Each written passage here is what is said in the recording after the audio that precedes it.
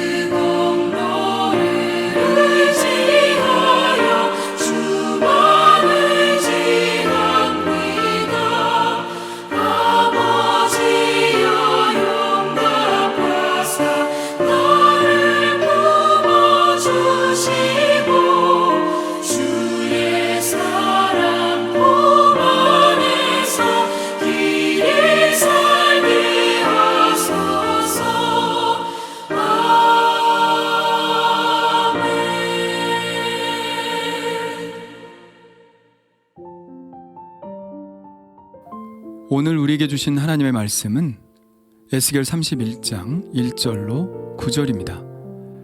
다 같이 한 목소리로 읽으시겠습니다. 11째 해 셋째 달 초하루에 여호와의 말씀이 내게 임하여 이르시되 인자야 너는 애굽의 바로 왕과 그 무리에게 이르기를 내 큰 위엄을 누구에게 비하랴. 볼지어다 아수르 사람은 가지가 아름답고 그늘은 숲의 그늘 같으며 키가 크고 꼭대기가 구름에 닿은 레바논 백향목이었느니라. 물들이 그것을 기르며 깊은 물이 그것을 자라게 하며 강들이 그 심어진 곳을 둘러 흐르며 두개 물이 들의 모든 나무에까지 미치매 그 나무가 물이 많으므로 키가 들의 모든 나무보다 크며 굵은 가지가 번성하며 가는 가지가 길게 뻗어나갔고 공중의 모든 새가 그 큰 가지에 깃들이며 들의 모든 짐승이 그 가는 가지 밑에 새끼를 낳으며 모든 큰 나라가 그 그늘 아래에 거주하였느니라.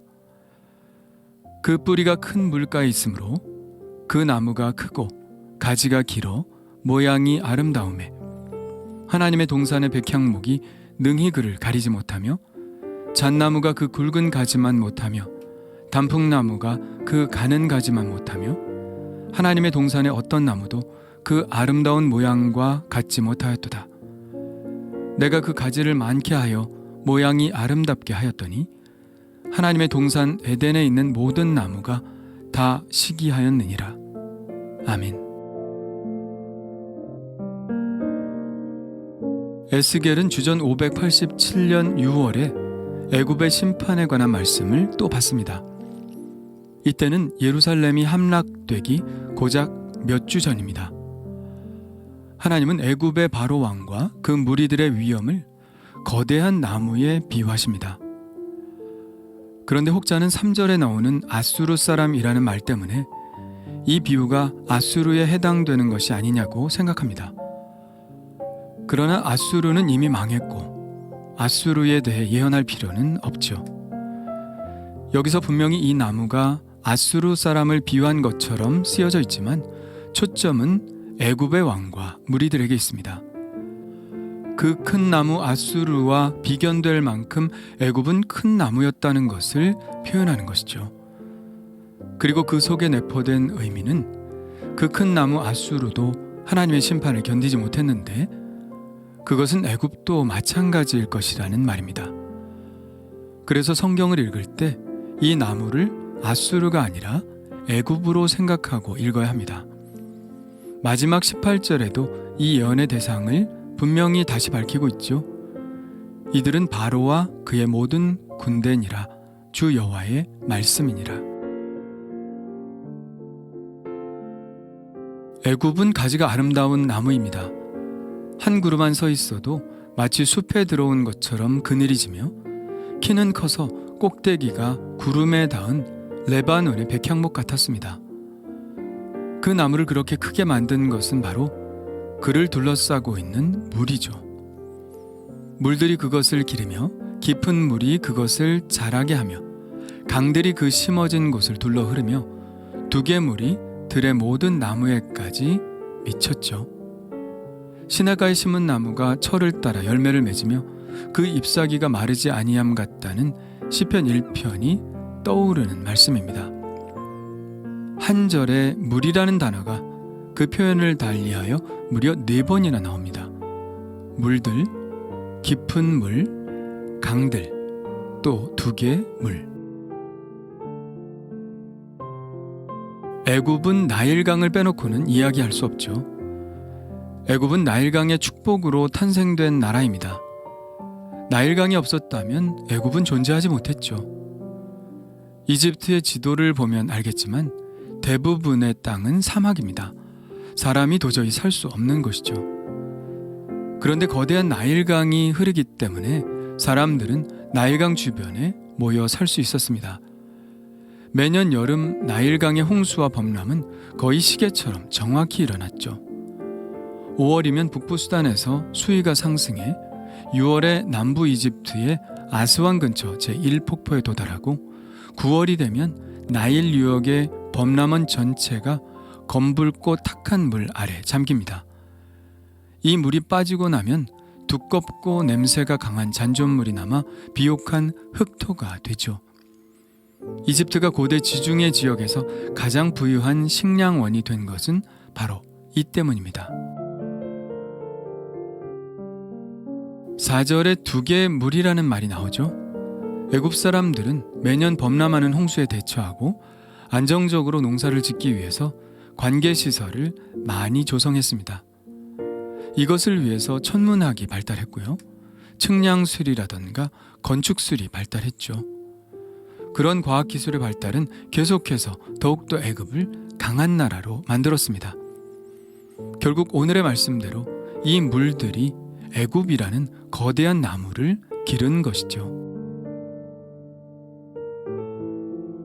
이 커다란 나무의 가지에는 모든 새들이 날아 들어와 깃들이고 들의 모든 짐승들도 가는 가지 밑에서 새끼를 낳았습니다. 모든 나라들이 애굽이 주는 혜택 아래 모여들었다는 것이죠. 하나님은 이 나무를 에덴 동산의 다른 나무들과 비교해서 이 나무가 얼마나 크고 아름다운지를 설명하십니다. 에덴 동산은 두로에 대한 예언을 할 때 한번 등장했었죠. 두로가 에덴에서 지음을 받을 때 보석으로 치장하고 그를 위해 소고와 비파가 준비되었었다고 했습니다. 그렇다면 애굽의 아름다움은 어느 정도일까요? 이렇게 말씀하십니다.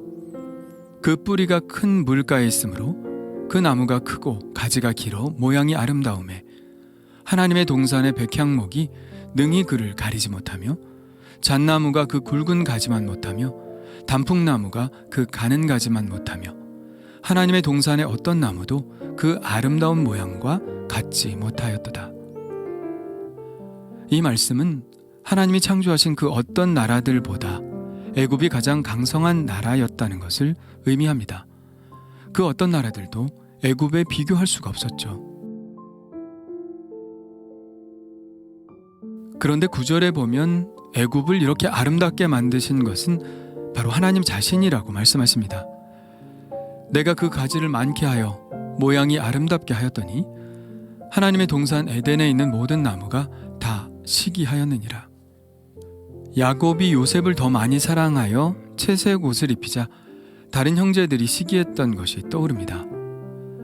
하나님이 다른 나라들보다 더 애굽을 크고 아름답게 만드시자 다른 나무들이 시기할 정도였죠.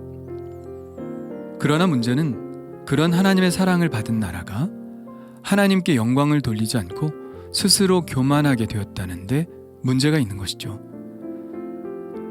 10절에 이렇게 나와 있습니다. 그가 키가 크고 꼭대기가 구름에 닿아서 높이 솟아났으므로 마음이 교만하였은즉. 두로 왕이 에덴에서 하나님의 사랑을 저버리고 불의를 행하여 에덴에서 쫓겨났던 것과 같죠. 문제는 언제나 교만입니다. 크고 아름답게 자라난 애굽을 보면서 환경의 중요성을 생각나게 합니다. 물이라는 환경 속에서 애굽이라는 큰 나라가 되었듯이 우리가 속해 있는 환경이 우리 자신을 만들어 간다는 생각을 하게 됩니다. 만일 우리가 어떤 성취를 이루었다면 우리가 가장 먼저 생각하는 것이 무엇일까요? 나의 노력 아닐까요? 내가 잘나서 그 일을 이루었다고 생각하죠. 그래서 그렇지 못한 사람들을 멸시하게 되고요.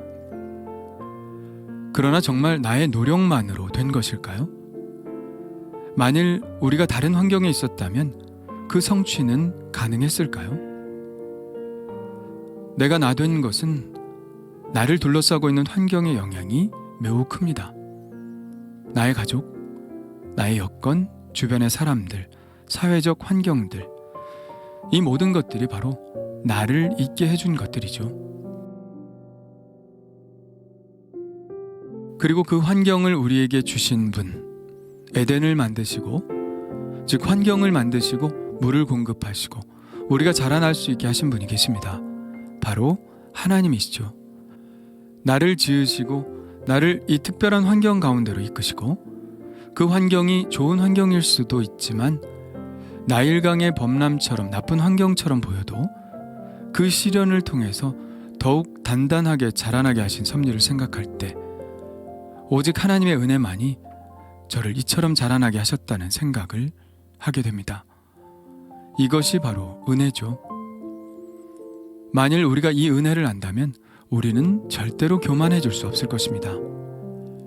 내가 크게 자라났다면, 내가 아름답다면 그것은 나의 힘이 아니라 전적으로 하나님의 은혜라는 고백을 하지 않을 수 없습니다.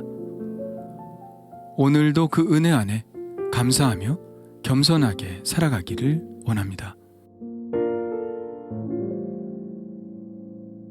주님 감사합니다. 저를 둘러싸고 있는 물들에 감사드립니다. 나의 가족, 교회, 믿음의 동역자들, 늘상 만나는 사람들, 때로는 나를 귀찮게 하고 어렵게 만드는 사람들이라 할지라도 그 모든 것들에 감사드립니다. 그리고 하나님, 나를 지으시고 나를 이런 환경 가운데로 이끄신 하나님, 감사드립니다. 모든 것이 주님의 은혜입니다. 이 은혜를 매일 기억하게 하시고 감사하며 겸손하게 오늘의 삶을 살아가게 하여 주옵소서. 예수님의 이름으로 기도합니다. 아멘. 다 같이 주님 가르쳐 주신 기도 하겠습니다. 하늘에 계신 우리 아버지여, 이름이 거룩히 여김을 받으시오며 나라가 임하시오며 뜻이 하늘에서 이루어진 것 같이 땅에서도 이루어지이다. 오늘 우리에게 일용할 양식을 주시옵고 우리가 우리에게 죄 지은 자를 사하여 준 것 같이 우리 죄를 사하여 주시옵고 우리를 시험에 들게 하지 마시옵고 다만 악에서 구하시옵소서. 나라와 권세 영광이 아버지께 영원히 있사옵나이다. 아멘. 우리 이제 각자 하나님께 기도하는 시간을 갖겠습니다.